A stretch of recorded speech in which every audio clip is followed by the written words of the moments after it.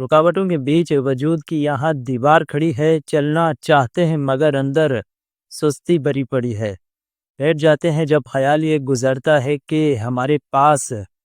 پاس وقت ہے، ہماری زندگی بہت بڑی ہے۔ السلام علیکم۔ رکاوٹ ایک ایسی دیوار جس کا جب کبھی سامنا ہو قدم رک جاتے ہیں، نظر دوسرے پار دیکھ نہیں پاتی، پہنچ ہاتھوں کی محدود اور ذہن مفلوج سا ہو جاتا ہے۔ کہیں نہ کہیں اندر ہی اندر دل ایک جگہ موجودگی سے بغاوت کر رہا ہوتا ہے، موجودہ حالت میں تبدیلی چاہتا ہے، چلنا چاہتا ہے، اٹھنا چاہتا ہے، اپنی پرانی دنیا پرانے مقام کو بدل کر نئے میں تبدیل کر دینا چاہتا ہے،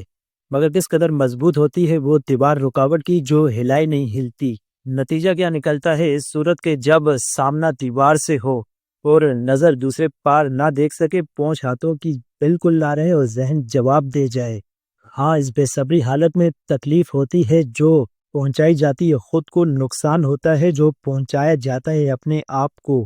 تباہ کر دیا جاتا ہے، برباد کر دیا جاتا ہے، اپنے ہاتھوں کی محنت کو بچتا کچھ بھی نہیں، پلے نہ گھر نہ بار، اخلاقی زوال کا شکار بنتے ہیں، سماجی زندگی مشکلات کا گھر بنی رہتی ہے، قابل نہیں رہتے دوبارہ اٹھنے کے۔ بار بار کی ہار کے بعد جو ملتی ہے دیوار سے ٹکرائے جانے پر، ہم جیسے سارے جو اٹک چکے ہیں، پھنس گئے ہیں رکاوٹوں کے بیچ۔ کیا بیٹھ جانا چاہیے خاموش ہو کر، ہار جانی چاہیے ہمت؟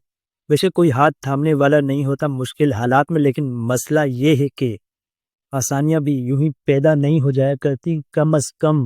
ہمت بحال رہنی چاہیے۔ ویسے تو بے شمار رکاوٹیں ہوتی ہیں جو کھڑی رہتی ہیں پہلے سے کسی بھی کام کے آگے، لیکن بنیادی طور پر جن رکاوٹوں کا سامنا ہمیں اندرونی طور پر رہتا ہے، ان میں سے ایک اور بڑی سست حالت ہے ہماری، جو کہ چلنے تو دور کی بات ہے، ہلنے تک نہیں دیتی ایک مقام سے۔ جیسے صبح ہوتی ہے، سورج نکلتا ہے، وقت آہستہ آہستہ گزرتا ہے اور دن میں سورج اپنے عروج پر پہنچتا ہے، اسی طرح جیسے کسی کام کی ابتدا ہوتی ہے اور وہ اپنی انتہا کو پہنچتا ہے، مزید خوشی کے لمحات یا دکھ، بیماری جو شروعات کے بعد مزید پھیلتی ہے، سستی یا سست حالت بھی وقت کے ساتھ اس قدر شدت اختیار کر جاتی ہے کہ بندہ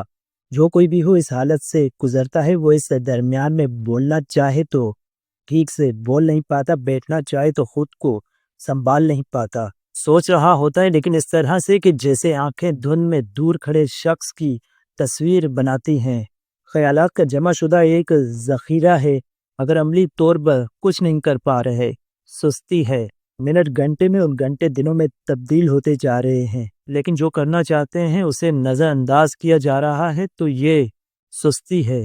آنکھوں کا جاگتے میں نیند کے پورا ہو جانے کے باوجود نیند کی حالت میں رہنا، اسی طرح باقی سارے وجود کا اور ساتھ ذہن کا بے بس حالت میں رہنا سستی ہے۔ سستی یا سست حالت کیوں کر مسلط ہو جاتی ہے ہم پر؟ دیکھیں، اس معاملے میں پہلا قدم جو ہوتا ہے وہ عملی ہوتا ہے اور وہ انکار کی صورت کیا جاتا ہے۔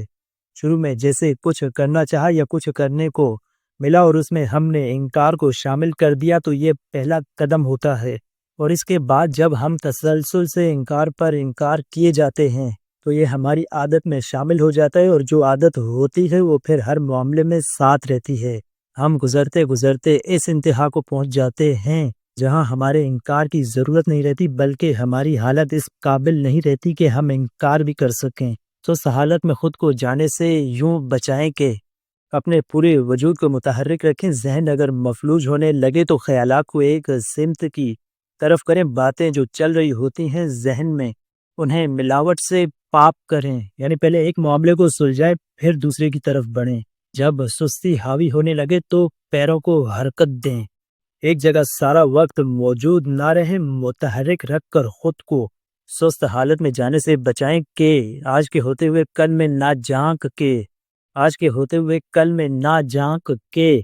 سست حالت سے نکلنا ہے تو یہی کڑی ہے۔ شکریہ۔